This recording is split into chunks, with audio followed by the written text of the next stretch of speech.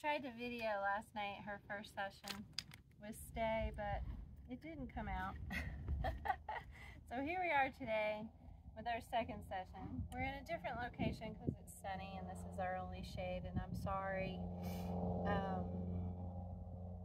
that it's gonna look like this.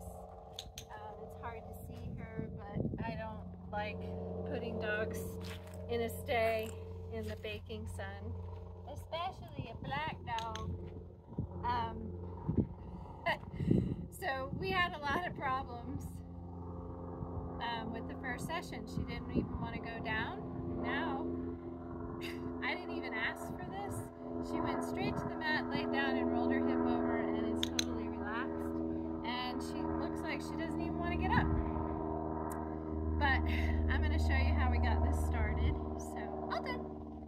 So her release cue is all done. I'm going to pull this out a little bit more so I have room to walk around. So Parkit is laid down on the mat, and I prefer the hip rolled over. There we go, like that. So she's in a relaxed state, okay?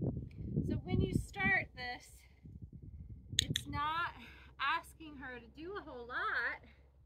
It's just have your belly on the mat, right? You don't move until I give you the release cue, which is all done. And that sounded different than the way I actually give it when I release her. So I don't tell her to stay, and I don't do all this stupid stay stuff. We just initially work on duration. Duration is no distraction. It's just belly on the mat and time in between marks and treats. So the clicker, if you notice, I'm using the clicker. The clicker tells the dog what it's doing when it hears the sound is a good thing, and it just earned the reward. In this case, like I said, anytime her belly's on the mat, she can get a reward because that's the behavior I asked for. So what we tend to do is we push it until she fails, and then we correct her and we put her back, and somehow she's supposed to figure out I'm not supposed to move. But the way I do it, I like 95% success. I don't push her until she fails. Yesterday, I couldn't even do a 10-second duration. Now, I can do a 20-second duration. So the duration is, again, just time in between marks and treats, okay? It's nothing else. I'm not introducing distraction. I'm not introducing distance. But you can't walk 10 feet away from her and expect her to stay if she can't stay for 10 seconds on the mat while I'm standing right here. You know, doing nothing is hard for dogs. So I'm building a lot of positive reinforcement value in this position on the mat. And when I teach stay in the future too, I don't release her from a distance. I always come back to the center starting position. Also too, when you start this, she needs to know that her treat's gonna come to her below nose level. If you notice, I'm not reaching for her and making her stretch to get it, although she's doing a good job. My treat delivery, once I click, it's fast and furious down at her level, so she never has to worry about trying to figure out how to get the treat. It's going to come right here, right in front of her all the time. And she shouldn't move until I say, oh, and her name, Bristol, means eye contact. It doesn't mean get up, doesn't mean come to me, it means I'm talking to you. And if I'm talking to you, I'd like you to look at me. So, Bristol, good job. So, Bristol, all done. Yes! Get it. And now you want to work her coming to the mat from all sides. Park it. Hi. I know, it looks different from this angle, doesn't it? See? And you have to work from all sides because it looks different to her. And she's like, oh, is this the same behavior? I don't know. She's rather flexible, but she is rolled over on a hip and she is staying down. And there's people down there, so it's a distraction. So she looked at the distraction, I click her looking at the distraction, and then I give her a treat. If she's not bothered by the distraction, she wouldn't look. So she knows what that distraction is. It's the neighbor walking up the driveway, and now she's not really concerned about it. Now that was just a crow. And so she alerted to that. Not really bothering her because she looked and then she looked right back. But anyway, if like a dog walked by on leash, she would look at the dog. She would look and stare at the dog. And so I would mark and treat every look, but I don't let her fixate longer than 2 seconds. Anyway, that's how you introduce a distraction. So again, we're still just working on duration, and we're creating positive value for this position and in that spot. All done. Good job. So again, you want to work all angles of the mat. I don't really want you looking at my butt, so I'll angle myself. Park it. And I'm pairing the action of the behavior of getting down on the mat with the cue, park it. I don't like the way she's lying. I really want her rolled over on her hip because she's kind of levitating. There we go. Good girl. So I'll use treat placement. Okay, she prefers that side. That's fine. Treat placement to get her to roll over. It's okay if she adjusts. I just want her in a relaxed state. Because if I get her body in a relaxed state, her mind will follow. Yesterday, she was pretty wired, you know. Her mind was still not connected to her body, but today, it is. So I really like that. Bristol, all done. Good girl. So I throw the treat by so that I can place myself between the mat between her. Whoops. Come on. So I can place the mat between her and I. Park it. Good girl. Good girl. Yes. Nice. Good job. Don't look at this as a treat. Look at it as feedback that she can understand. I must be doing something right because I'm getting marks and treats. And then repetition, she's figuring out laying here is what's doing it. And then, you know, with every session, we're going to increase criteria. I'm going to put this up because I don't need it because I'm in the shade. We're going to increase criteria with time of doing nothing, distance, walking away, and then adding distraction. So I'm just going to do a series of how I'm progressing through this stay process because it is a little bit different than traditional dog training where people will correct the dog for failure. If you notice, I'm not letting her get to failure. She hasn't tried to get up without the release cue yet. And that's what I want. So I'm going to stop talking and we're just going to build up the duration, which is a lot of nothing, which is going to be hard for you to watch. It's hard for her to do, and it's hard for me to do as well. And I'm not going to stare at her. I'm going to look down at her paw, off to the side, up in the air. But dog, it's unsettling to be stared at when you're not sure what you're supposed to do.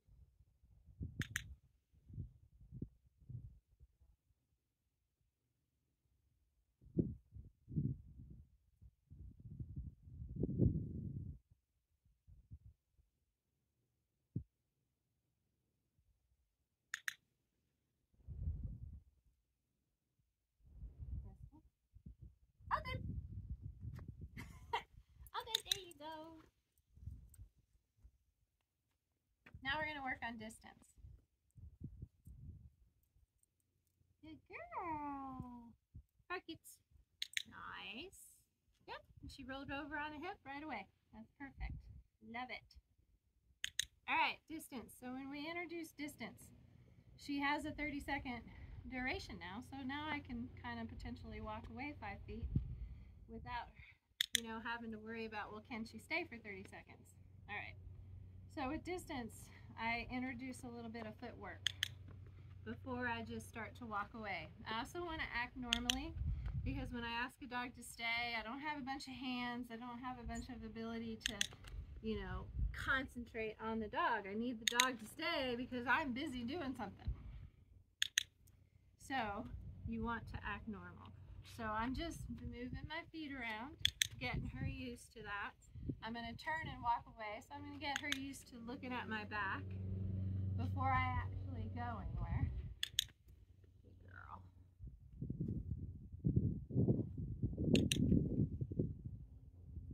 And now I'm going to attempt to take a step. One half step, come back to center, always come back. I know whoops, she broke. So I'm going to put her back down. I'm going to repeat what I did. Failure again. So I'm going to make it real easy. I'm just going to do a little duration. Now she's successful. And now I'm going to build up back to where I was. Now why do you think she broke there? I know why. It was a trainer mistake, not hers. I had food in this hand and I had food in this hand. And she followed the food in this hand when I went to step away. So before I go to step away, I think I'll work on having the food moving away from her and her not breaking. Because it looks like I'm luring her off the mat to her, you know? So lots of failure here. So I'm going to break it down even easier. I'm just going to not move my hands. There you go. Good girl.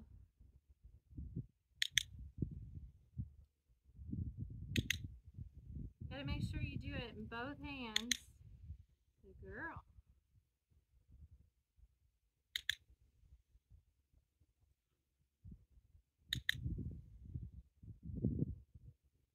Okay, now we're going to start with distance again.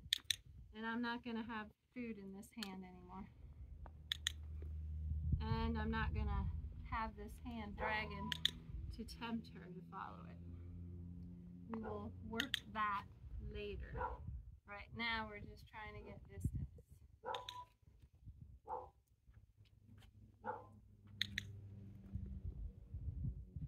So I walked away one whole step. Now she's breaking. Of course I have dogs barking. I should have closed the blinds.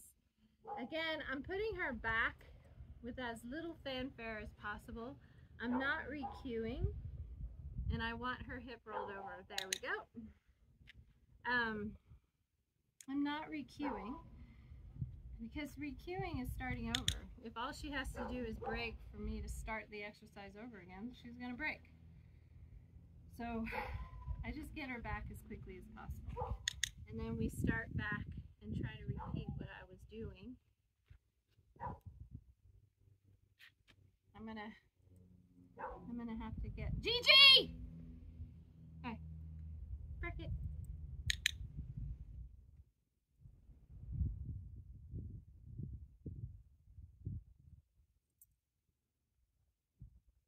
Wow, she's really fighting, rolling over on the hip now. And that's because Gigi's barking. Girl. But I want that hip rolled over.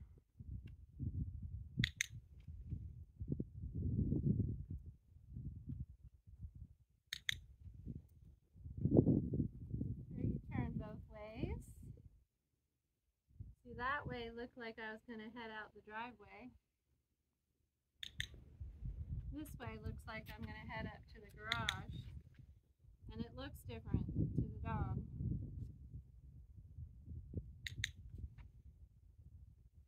You want success and lots of repetition with success. So don't keep pushing the dog till they break, even though you think, you should be able to do this. Well, she can't. That's simple. So break it down so she can.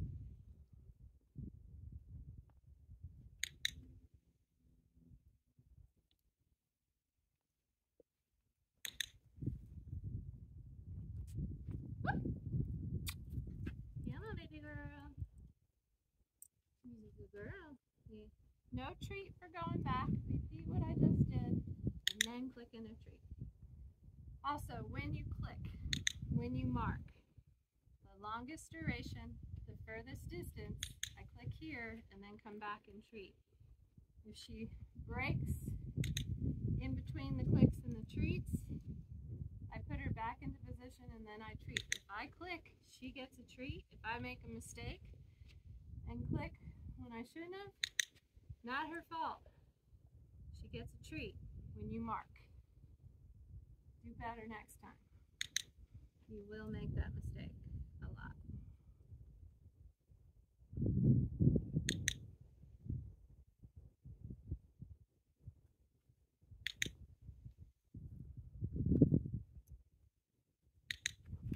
Now I can see her readjusting, so I feel like she's been in this position a long time, so I'm going to release her. Bristol, all done. Yes, good girl. We're going to do it this way this time. Park it. Nice. Good girl. Now she's in a different position, so I have to make it a little easier. So I was walking away 3 feet over there. Now I'm going to start with 1 foot, and then we're going to get up to 3 feet. That was 2. So she gets up and I haven't released her. I will put her back. I will not treat. I want her rolled over on a hip. She's fighting me. I'm going to repeat what I did, sort of, to make it easier. And then I'm going to click and treat.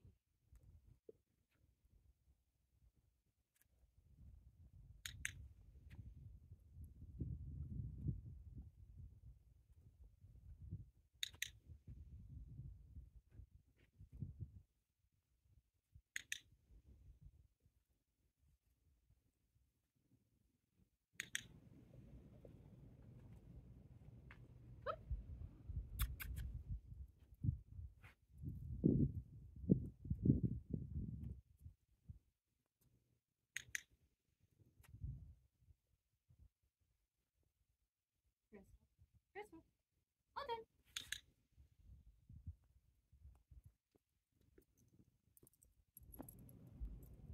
Good girl. Park it. Nice.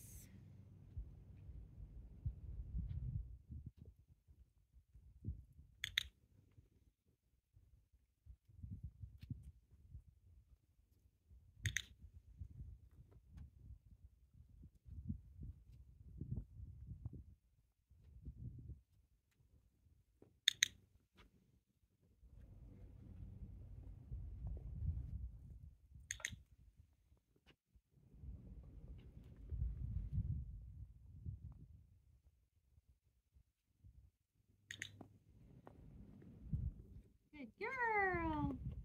All done. Yes. All right. Successful mat, and I got to walk 6 feet away. Tomorrow, it'll be 20 feet.